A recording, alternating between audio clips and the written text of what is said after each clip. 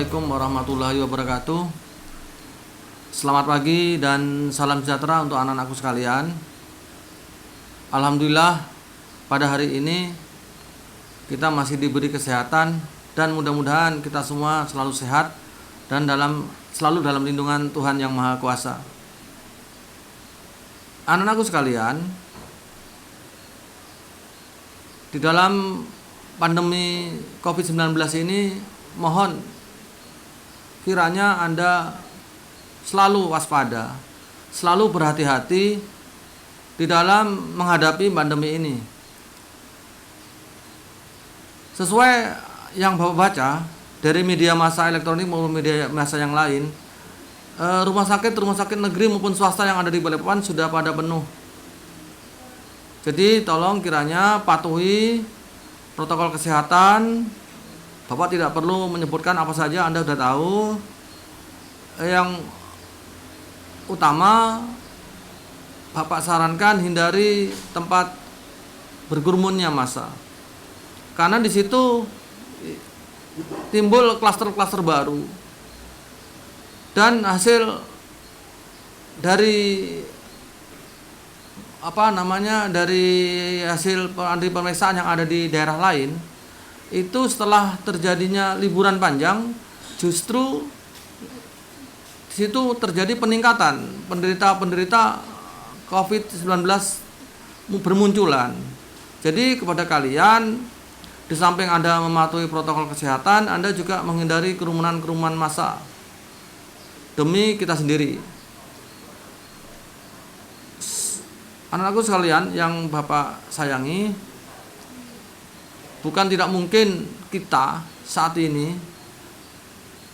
yang dicurigai pembawa atau carrier dan sekaligus kita penderita yang bersifat OTG itu atau orang tanpa gejala, itu yang membahayakan bagi diri kita sendiri maupun bagi keluarga kita. Jadi ayo anak-anakku sekalian, percayalah dan yakin bahwa COVID itu ada. Bapak tidak terlalu mengidentifikasi yang lain. Dari keluarga dekat Bapak, dari saudara Bapak yang ada di Balikpapan, itu yang menderita positif termasuk Bapak itu ada 5 orang, dan yang 2 itu meninggal dunia. Jadi ayo nak waspada, hati-hati nak. Dan bahkan yang kemarin waktu Bapak ke makam pada hari Jumat kalau nggak salah, itu sudah 300 lebih di makam yang ada di kilo 15. Kalau saudara Bapak yang pertama sekitar bulan Desember itu baru 128 November Desember itu. Jadi sekarang sudah meningkat sampai 300 lebih. Itu aja yang ingin Bapak sampaikan kepada Anda tentang pandemi ini. Dan yang ingin Bapak sampaikan kepada kalian pada hari ini yaitu materi baru dari bab mutasi pada semester genap ini. Dan pesan Bapak untuk nilai-nilai atau siswa-siswi kelas 3 IPA atau kelas 12 IPA yang merasa belum tuntas materi dari semester 5, mohon segera diselesaikan, segera dituntaskan. Hubungi guru mapel masing-masing. Ada yang Bapak lihat itu ada beberapa siswa yang belum diselesaikan, misalnya materi bahasa Inggris, materi budaya atau seni budaya, SBK kalau nggak salah, ada juga PKWU, dan ada kimia. Bukan tidak mungkin kalau rapot Anda atau rapot kalian semester 5 tidak tuntas semuanya, itu akan menghalangi Anda lulus apa tidak. Jangan meremehkan. Bapak sebagai wali kelas 12 IPA 2, mohon Bapak menghimbau termasuk kepada kelas 3 IPA yang lain. Kelas 12 IPA 2 itu tolong diselesaikan. Guru kalian, guru-guru mapel kalian sudah berbaik hati untuk menunggu kalian. Sampai saat ini loh kalian masih ada yang belum. Dan terima kasih kepada kalian-kalian yang sudah tidak punya tanggungan, Bapak ucapkan alhamdulillah, terima kasih sekali nak. Tapi yang belum tolong diselesaikan, menghubungi guru mapel. Bapak udah bilang waktu pertemuan sekian kali yang lalu itu, Anda tidak usah bikin alasan. Alasan itu menunda keberhasilan kalian. Datang aja. Tidak ada alasan yang kerja, alasan yang kan tugas utama Anda adalah pelajar. Jadi sebagai pelajar di masa pandemi ini ada modal atau daring, belajar dengan modal daring, tolong selesaikan. Ada yang alasan keluar kota, ada alasan menjenguk nenek ke daerah lain, ada keluar kota dan sebagainya. Bapak kiranya alasan itu tidak terlalu penting bagi Bapak. Yang terpenting pada kalian selesaikan tugas kalian sebagai pelajar. Dan Anda kelas 12 itu Anda sudah di ujung untuk lulus. Jangan sampai nilai-nilai kalian yang belum tuntas di semester 5 tadi menghalangi kalian untuk lulus. Jadi nanti Anda sekali lagi jangan cari alasan. Yang paling bagus cari solusi, selesaikan mata pelajaran yang belum tuntas. Itu yang himbauan kepada kalian. Udah Bapak mohon Anda datang ke sekolah atau menemui Bapak Ibu guru atau mungkin Anda melalui WA, mungkin ada tugas yang belum selesaikan dan segera selesaikan. Mungkin menurut Bapak sih, setahu Bapak maksimal ini pada minggu ketiga Anda sudah tidak bisa lagi menyelesaikan tugas kalau Anda tidak datang ke sekolah atau tidak menghubungi atau menemui guru mapel Anda. Ya. Oke. Pertemuan hari ini, pertemuan pertama untuk semester 6 atau semester genap bagi kelas 12, kita akan membicarakan sedikit mutasi. Bapak mohon maaf ada sedikit kesalahan teknis. Tadi PowerPoint Bapak mungkin ada ada gangguan, tapi nggak apa-apa, nanti akan Bapak kirimkan kegiatan mandiri melalui YouTube. Bapak sudah milih beberapa YouTube yang sedikit bisa memandu kalian tentang kegiatan mandiri atau tugas mandiri kalian yang bisa Anda selesaikan, yaitu tentang materi mutasi. Yang kita bahas di sini mutasi, kalau Anda bahasa ringannya mutasi itu perpindahan. Di sini ada dua macam. Mutasi yang ada di tubuh kita, di sel tubuh ya, maksudnya sel tubuh, sel soma namanya, dan juga ada mutasi yang terjadi pada sel gamet atau sel kelamin. Jadi apa sih mutasi tersebut? Yaitu perubahan tentang materi genetik. Materi genetik apa aja? Kemarin sudah Pak jelaskan pada pertemuan yang lalu, yaitu materi genetik ada DNA, ada kromosom, ada gen. Itu yang materi genetik. Itu yang nanti yang bisa membawa ketidakbaikan. Jadi kalau sampai di sel soma maupun sel gamet, ya Pak ulangi, sel soma sel tubuh dan sel gamet pada sel kelamin, kalau sampai terjadi mutasi, itu berarti biasanya menimbulkan abnormal atau ketidaknormalan. Misalnya, Bapak beri contoh ya, sebelum ke dalam, mungkin Anda sering melihat orang 1000 wajah bertemu di daerah mana, di tempat mana, atau di negara mana, itu mirip wajahnya sama, itu terjadinya mutasi. Atau mungkin adanya gagal berpisah pada kromosom kita, atau non-Johansen, ya nak ya. Jadi, mari kita bahas yaitu tentang mutasi yang ada di tubuh kita. Apa sih penyebab mutasi tersebut? Penyebab mutasi itu ada namanya mutagen. Nah, mutagen di sini ada beberapa macam. Di sini ada mutasi mutagen itu ada mutagen biologi, ada mutagen kimia, ada mutagen fisika. Ini contoh. Nah, ini contoh mutasi. Kalau seandainya Anda mempelajari gambar ini, skema ini, itu gen lah. Kan gen kemarin kita bicarakan, gen itu dari ADN. ADN tersebut pada pertemuan yang lalu ada basapurin, ada basapirimidin. Ya, masih ingat ya? Ya. Nanti kalau nggak jelas boleh tanya ke Bapak. Ada basapurin terdiri dari adenin dan guanin. Masih ingat? Adenin dan guanin atau puakpurin, adenin dan guanin. Sedangkan pirimidin itu ada P, C-nya sitosin dan T-nya timin itu. Sementara di dalam pengikatan pada DNA tersebut antara purin dan pirimidin itu terikat dengan namanya ikatan hidrogen. Di situ dalam setiap nukleotida, kemarin yang kita bahas, setiap nukleotida itu akan diikat oleh gula ribosa dan fosfat. Jadi memang agak bahasanya agak sedikit kurang familiar di telinga kita, yaitu kelemahannya dari ini pembelajaran secara daring. Seandainya nanti tatap muka, mudah-mudahan COVID berlalu, nanti kita bisa tatap muka, tetap protokol kesehatan, insya Allah Bapak lebih mudah menyampaikan secara manual atau melalui PPT, itu lebih jelas itu. Ini seperti contohnya ini. Ada mutasi gen substitusi misalnya. Itu ada gangguan pada gen-gen tersebut. Apa penyebabnya? Tadi kalau misalnya mutasi gen penyebabnya dari mutagen dari fisika, itu bisa sinar ultraviolet, bisa radiasi. Misalnya kalau yang contoh gampang itu yang kita ketemu di lapangan, misalnya Anda melihat itu pijaran dari las listrik tersebut. Pada malam hari Bapak sarankan Anda menjauh sedikit. Kalau toh nanti Anda kerja sambil ngelas welder tersebut, mohon Anda memberi safety pada kisaran Anda tempatnya testis ya, atau tempatnya sel gamet. Terus ada lagi mutagen ya, mutagen penyebab mutasi itu dari biologi, misalnya virus dan bakteri, itu bisa terjadinya mutasi. Dan itu hasil mutasi tersebut bisa diturunkan kepada keturunan kita. Jadi itu ya, itu. Terus ada lagi kimia. Kimia juga bisa menyebabkan mutasi gen dan mutasi yang lain di tubuh.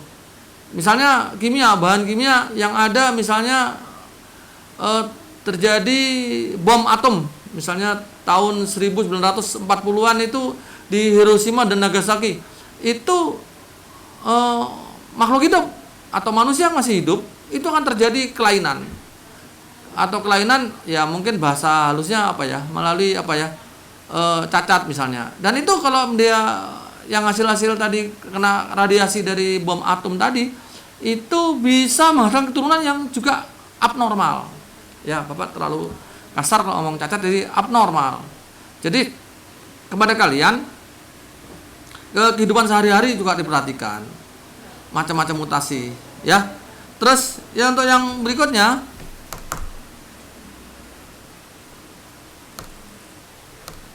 ya, macam-macam itu mutasi. Nah, itu ada mutasi yang salah arti. Itu yang terjadi di gen kita ya. Dan ada mutasi yang tanpa arti.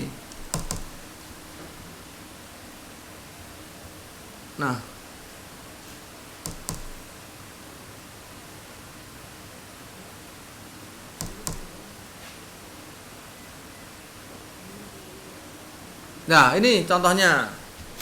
Ini mutasi kromosom, nak. Anda jangan terpaku dengan huruf ABC-nya. Ini hanya contoh saja, skema saja. Ada perubahan struktur kromosom. Misalnya, kromosom kita kan ada membawa sifat baik fenotip maupun genotip. Ya, nak ya. Contohnya, coba perhatikan. Itu ada huruf, Bapak memberi gambaran pada PPT tersebut, memudahkan aja. Coba Anda perhatikan, ada huruf, yaitu ya sifat A, sifat B, sifat C, sifat D dan sifat E dan seterusnya dalam satu kromosom. Ini satu kromosom. Sementara kromosom kita itu ada 23 pasang atau 46. Jadi pada kromosom tersebut itu ada ABCD.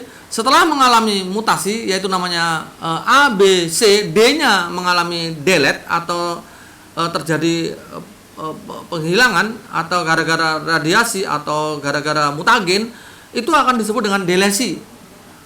Terus yang kedua itu ada duplikasi. Duplikasi itu malah penambahan. Kalau delesi dari pengurangan, kalau duplikasi malah penambahan. Coba Anda perhatikan yang sebelum dan sesudahnya. Itu A B C D E F G itu sifat kromosomnya. Bapak wakili dengan huruf aja. Ada sifat ganteng, ada sifat cantik, ada hidung mancung, kulit putih, rambut keriting, itu Bapak wakili dengan huruf A B C D E F G H I dan seterusnya. Di situ setelah mengalami radiasi atau mengalami kena mutagen, baik fisika, biologi maupun kimia, itu malah bertambah dia. Ada duplikasi awal. Jadi gini, A, B, C, B-nya tambah lagi, C-nya tambah lagi. Itu namanya duplikasi. Jadi itu mutasi kromosom. Adapun mutasi kromosom yang ketiga namanya inversi. Tolong Anda perhatikan, inversi itu tetap jumlah sifatnya, tapi cuma berbeda tempat. Jadi yang tadinya harusnya A, B, C, D, E terjadi A, D, C, B, E. Itu mutasi kromosom jenis inversi. Dan yang ada lagi yang terjadi mutasi kromosom, yaitu istilahnya translokasi resiprok. Itu kromosom satu pindah ke kromosom lain. Jadi misalnya ada dua kromosom, kromosom pertama dengan kromosom ke-8 misalnya, atau kromosom 1 dengan kromosom kedua, itu terjadi mutasi gara-gara mutagen tadi. Itu yang disebut dengan translokasi resiprok. Misalnya kromosom awal ya, kromosom 1 dan kromosom berikutnya itu ada ABCDEFG dan MNOPQR, itu setelah mengalami translokasi resiprok akan menjadi terbalik. Kromosom B akan pindah ke kromosom A, sementara kromosom A akan pindah ke kromosom B. Itu akan mengalami abnormal juga gitu. Nanti itu dia. Jadi Bapak ulang. Nanti kalau yang nggak jelas, karena ini sifatnya monolog ya, Bapak hanya menyampaikan. Nanti kalau kurang jelas bisa tanya Bapak, atau nanti Anda lihat lagi video yang akan Bapak kirim ke kalian. Jadi mutasi kromosom ada 4 macam sejauh ini, tapi ada lebih sebetulnya, cuma Bapak sampaikan 4 aja yang mudah diingat, yaitu delesi, ingat ada pengurangan, duplikasi ada penambahan, inversi hanya pemindahan dari satu kromosom saja, sementara translokasi resiprok itu ada pemindahan antar kromosom di dalam sel kita. Ingat, Bapak ulangi, kromosom ada di inti sel atau nukleus. Inti sel ada di dalam sel. Nah, setiap sel ada mengandung kromosom kurang lebih 46. Nah, kita bahas hanya satu kromosom ini ya, dari 46 tadi, karena hanya memberikan contoh tadi, ya. Jadi dalam satu sel, di dalam satu sel ada dalam namanya inti sel. Tapi organelnya banyak di situ. Ada retikulum endoplasma, ada ribosom, ada mitokondria, ada badan Golgi dan sebagainya. Tapi yang kita bahas saat ini dalam kromosom tersebut posisinya dalam inti sel. Nah, dalam inti sel itu ada 46 kromosom yang normal. Apakah kalau lebih kromosom dari 46 itu normal? Tidak, akan pasti ada terjadi abnormal, atau dalam, mohon maaf Bapak mengatakan kasar, akan terjadi cacat. Bahkan kalau kurang dari 46 ya cacat juga, atau istilahnya abnormal tadi. Nanti kita bahas pada materi berikutnya. Nah, ini perubahan jumlah kromosom.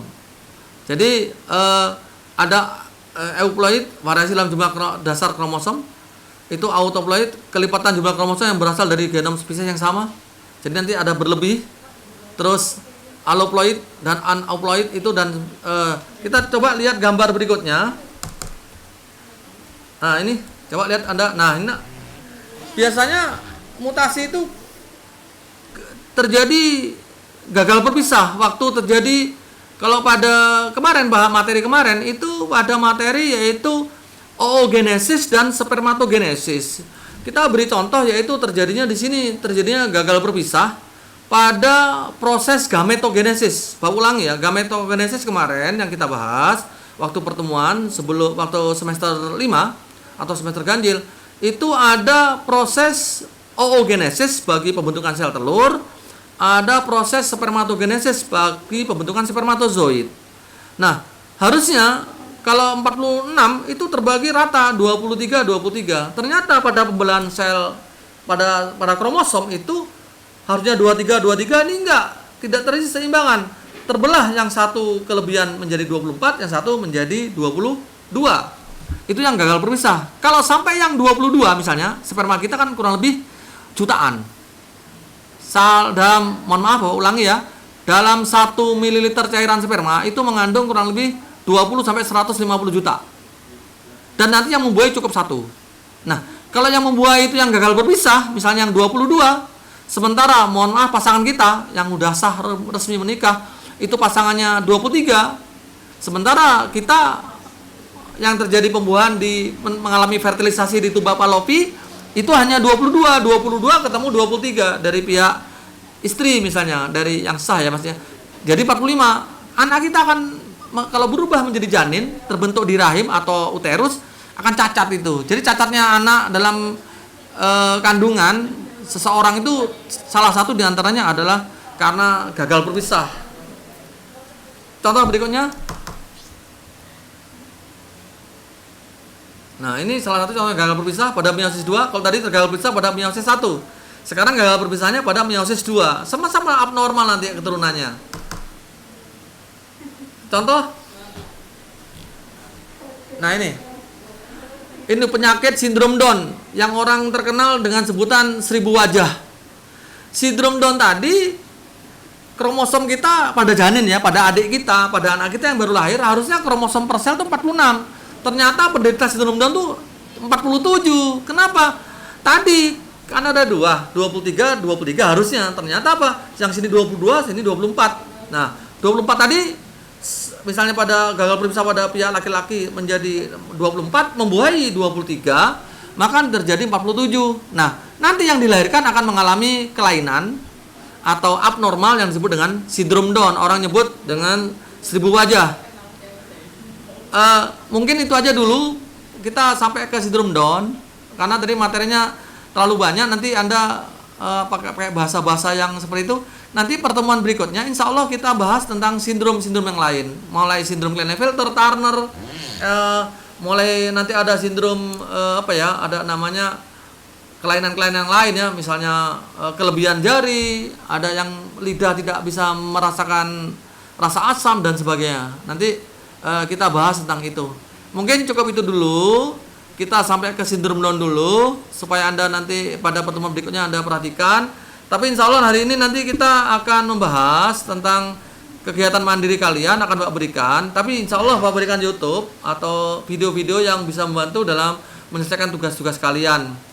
Bapak siap kalau Anda bertanya, bisa langsung video call ke Bapak atau langsung melalui WA. Mudah-mudahan bisa menyelesaikan tugas tersebut. Tapi Anda siap kalau perlu grup-grup IPA 1, IPA 2, IPA 3, 12 ya, dan IPA 4. Tolong diingatkan, jangan sampai Anda tidak mengerjakan. Satu kali Anda tidak mengerjakan, kedua tidak mengerjakan lagi, belum lagi mata pelajaran lain, akhirnya Anda akan mencari-cari alasan.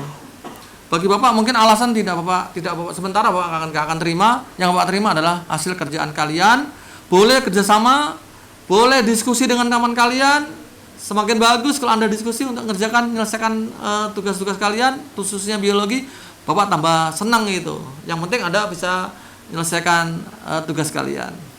Mungkin itu aja, kurang lebihnya Bapak mohon maaf kalau terlalu cepat karena ya mungkin mengejar durasi ya. Jadi kalau nanti gak jelas bisa bertanya lagi ke Bapak. Sekali lagi Bapak mohon maaf kalau kurang jelas. Bapak akhiri. Assalamualaikum warahmatullahi wabarakatuh. Selamat pagi. Ingat, selalu jaga dan ikutin protokol kesehatan supaya kita tidak jadi orang-orang yang terpapar oleh COVID-19. Sekian, wassalamualaikum warahmatullahi wabarakatuh. Terima kasih.